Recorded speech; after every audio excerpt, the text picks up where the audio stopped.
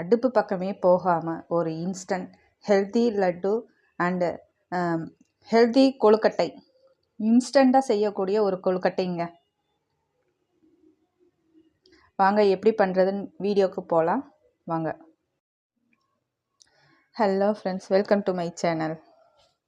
இன்றைக்கி நம்ம என்ன பார்க்க போகிறோன்னா, hello friends, welcome to my channel. Vinayagar சதுர்த்திக்கு வாங்கின பொரி அவல் எல்லாம் நிறைய மீந்து போச்சா? டெய்லி பொரி சாப்பிட்றதா அப்படின்னு சொல்லி கேட்குறாங்களா? வாங்க ஈஸியாக ஒரு டிஷ் பண்ணலாம். பொரி அவலை வச்சு அடுப்பக்கமே போகாமல் ஒரு கொழுக்கட்டை ரெசிபி தான் இன்றைக்கி நம்ம பார்க்க போகிறது.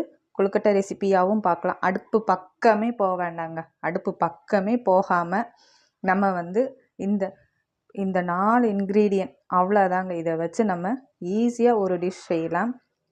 கொழுக்கட்டையே தான், கொழுக்கட்டை ரெசிபி தான். அடுப்பு பக்கமே போக வேண்டாம். வாங்க பார்க்கலாம். நான் இன்றைக்கி 1 கப்பு பொரி எடுத்திருக்கேன். அதே கப்பில் 1 கப் அவல் எடுத்திருக்கேன். 1 கப் வறுத்த நடக்கடலை, இது தோல் நீக்கிட்டு எடுத்துக்கலாம்.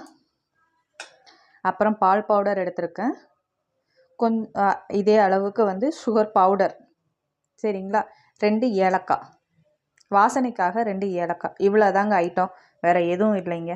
வாங்க நெக்ஸ்ட் இது என்ன பண்ணலான்னு சொல்லிட்டு பார்த்துட்டு வந்துடலாம். இந்த மாதிரி செஞ்சு கொடுங்க. பொரி அவல் வேண்டான்னு சொல்லாது. பொரி அவலில் செஞ்ச டிஷ்ஷா அப்படின்னு சொல்லிட்டு கேட்பாங்க, திரும்ப திரும்ப கேட்பாங்க. இது கூட முந்திரி பருப்பு இருந்தாலும் ஆட் பண்ணிக்கிடலாம். முந்திரி பருப்பும் பாதாம் பருப்பும் இருந்தாலும் ஆட் பண்ணிக்கிடலாம். நான் இது கூட முந்திரி பருப்பு மட்டும் இன்றைக்கி ஆட் பண்ணிக்கிறேன். முந்திரி பருப்பு நிறைய ஆட் பண்ணணும்ல, ஒரு 4 பருப்பு இருந்தால் இன்னும் ஸ்வீட் கொஞ்சம் நம்மளுக்கு அந்த டிஷ் கொஞ்சம் இன்னும் ரிச்சாக இருக்கும். அதுக்காக தான். இப்போ நம்ம இது எல்லாத்தையும் ஒவ்வொன்றா தனித்தனியாக அரைச்சி எடுத்துக்கிடலாம். பொரி நெக்ஸ்ட் அரைச்சிக்கலாம் ஒவ்வொன்றா.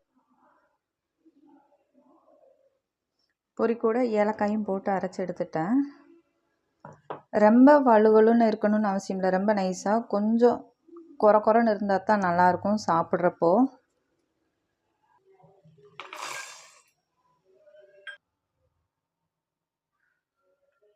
கடலைப்பருப்பு முந்திரி பருப்பு 2 மிக்ஸ் பண்ணி அரைச்சிட்டேன். ரொம்ப இதுவும் நைஸாக வேண்டாம், குறன்னு இருந்தால் தான் சாப்பிடும்போது அது நம்ம வாயில் அங்கே இங்கே படும் இல்லையா? அப்போ தான் அது நல்ல டேஸ்ட்டாக இருக்கும். இதில் நான் எந்த பொருளுமே வறுக்கவே இல்லை, அடுப்பு வைக்கவே இல்லை. பொரி அப்படியே தான் நான் அரைச்சி எடுத்திருக்கேன். அவளும் அப்படியே தான்.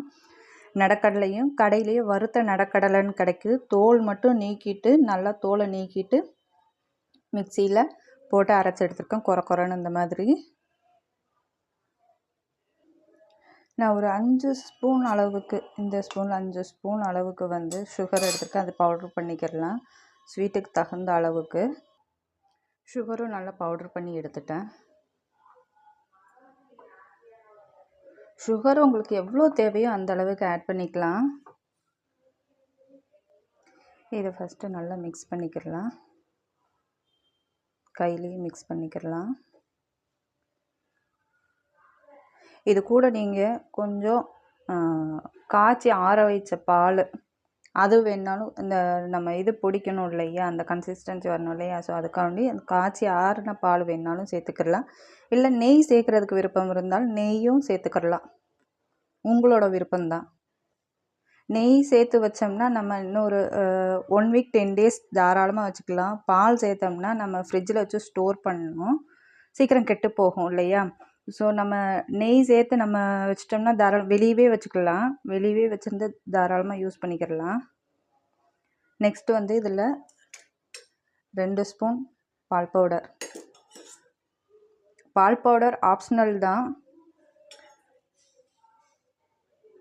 உங்களுக்கு வேணும்னா நீங்கள் ஆட் பண்ணிக்கிடலாம். இல்லை பால் பவுடருக்கு பதில் கண்டென்ஸ்டு மில்க் அதுவும் ஆட் பண்ணலாம். கண்டென்ஸ் மில்க் வேணான்றவங்க பால் பவுடர் ஆட் பண்ணிக்கிடலாம். இல்லை எனக்கு இது 2மே வேண்டாம் அப்படின்னா நீங்கள் 2மே ஸ்கிப் பண்ணிக்கிடலாம், உங்களோட சாய்ஸ் தான்.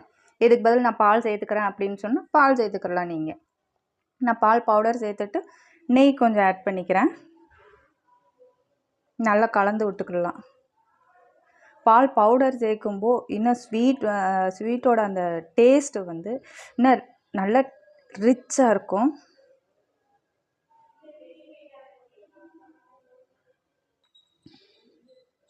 நெய் தான் ஆட் பண்ணியிருக்கேன். நல்லா அந்த பக்குவ அளவு பிசைஞ்சுக்கலாம்.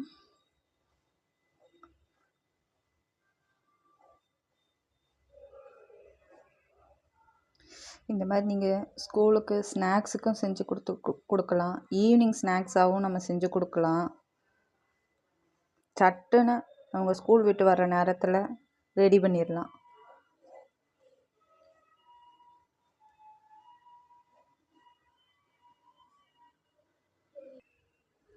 நம்ம கொழுக்கட்டைன்னு சொல்லலாம், லட்டுன்னு சொல்லலாம். ரவா லட்டு மாதிரியே இருக்குங்க. நல்லா நம்ம அவல் வந்து கொஞ்சம் கொரப்பாக அரைச்சிக்கணும். சாப்பிட்டு பார்த்தீங்கன்னா அவ்வளோ ரவா லட்டு தோற்று போகும், அந்த அளவுக்கு டேஸ்ட்டாக இருக்குது. ரவா லட்டுன்னு சொல்லலாம், ஹெல்த்தி லட்டுன்னு சொல்லலாம், இன்ஸ்டன்ட் கொழுக்கட்டைன்னு சொல்லலாம். உங்களுக்கு எந்த பேர் பிடிக்குதோ அந்த பேரை வந்து கமெண்டில் எனக்கு கண்டிப்பாக நீங்கள் போடணும். இது என்ன அப்படின்னு சொல்லிட்டு நீங்கள் கண்டிப்பாக போடுறீங்க, சரிங்களா? தேங்க்யூ ஃபார் வாட்சிங். அண்ட் மறக்காமல் என்னோடய ஹம்பிள் ரெக்வெஸ்ட், மறக்காமல் சப்ஸ்கிரைப் அண்ட் கமெண்ட் பண்ணுங்கள். ஒரு லைக் பட்டனை போட்டுருங்க. லைக் பட்டன் போடுறதுனால எந்த ஒரு இதுவும் ஆக போகிறதில்ல. ஸோ ஒரு லைக் அண்ட் கமெண்ட் மட்டுமே கொடுக்கலாமே. தேங்க்யூ.